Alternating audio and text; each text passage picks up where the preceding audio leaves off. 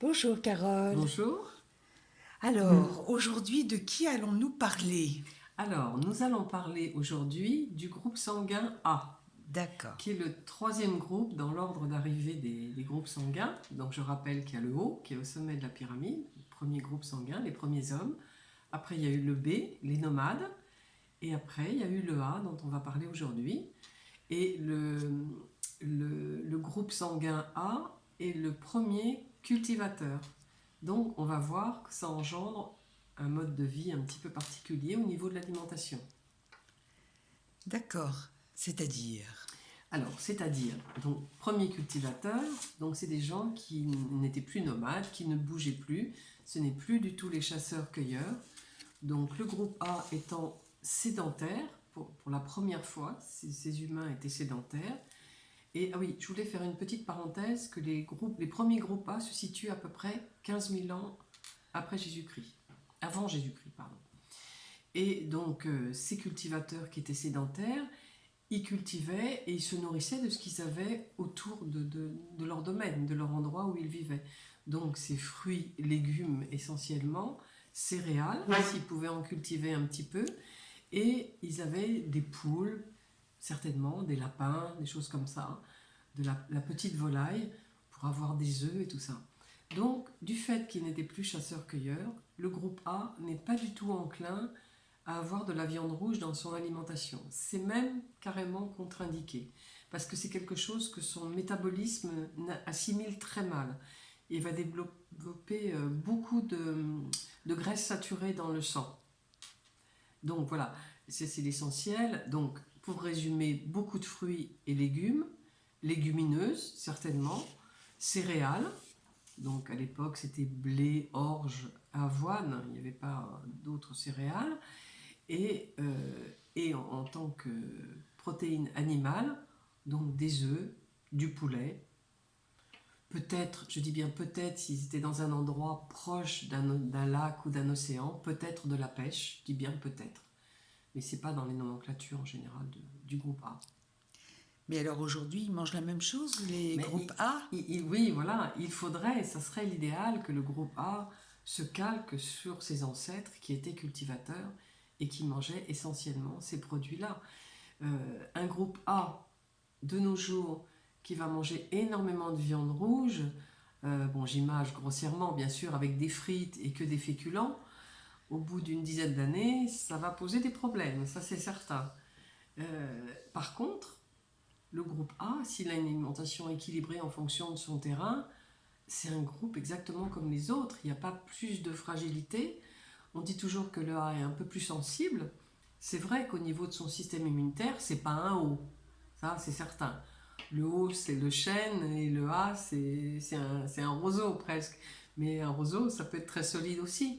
Donc après, vraiment, si tout est adapté en fonction du terrain de la personne, tout se passe très bien. Le système immunitaire n'est pas plus sensible. J'aime pas dire plus fragile, c'est simplement un peu plus de sensibilité que les autres. Voilà, c'est tout.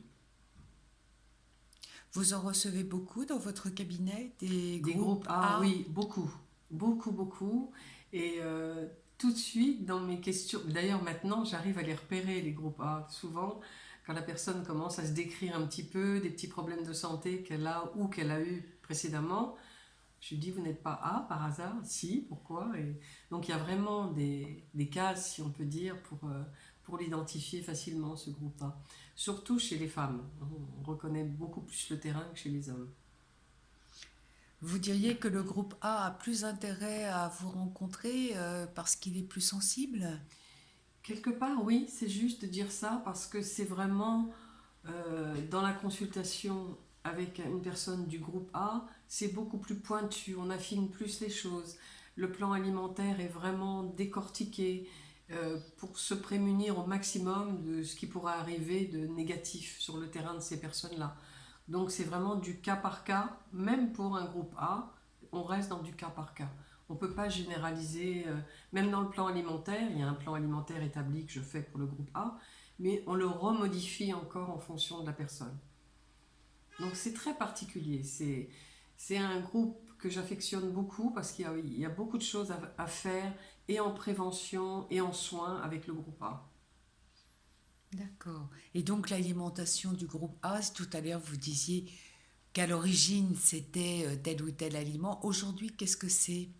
Mais alors aujourd'hui, il faut vraiment accentuer les protéines animales sur les œufs, le poisson, la volaille, poulet, dinde, pintade, très peu de laitage, hein, mais ça c'est un petit peu général à tous les autres groupes sanguins, à part un petit peu de chèvre ou de brebis.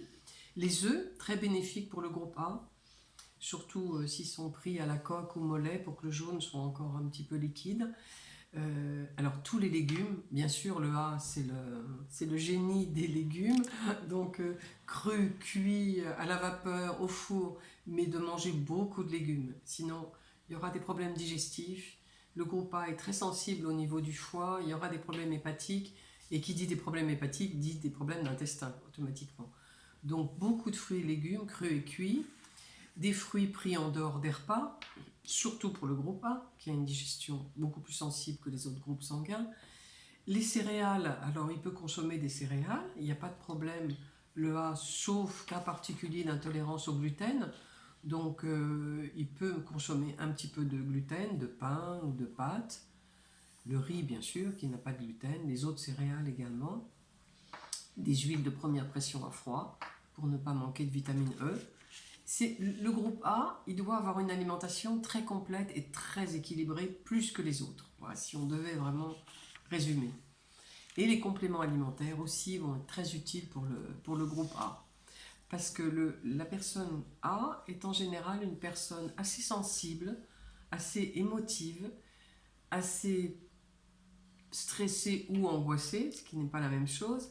Donc il faut toujours compenser à certaines périodes de l'année en magnésium naturel, en magnésium issu des produits de la mer, en calcium, en minéraux, un petit peu en antioxydants selon les saisons.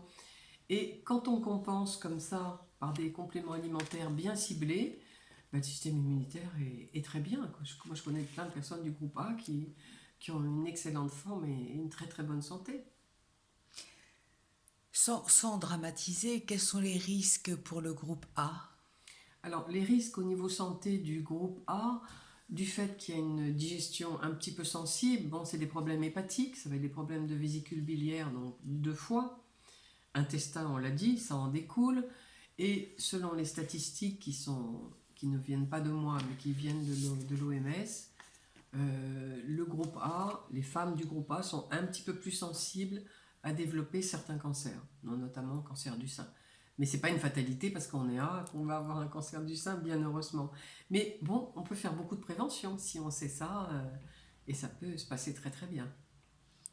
Qu'est-ce qu'on peut dire alors aux gens du groupe A?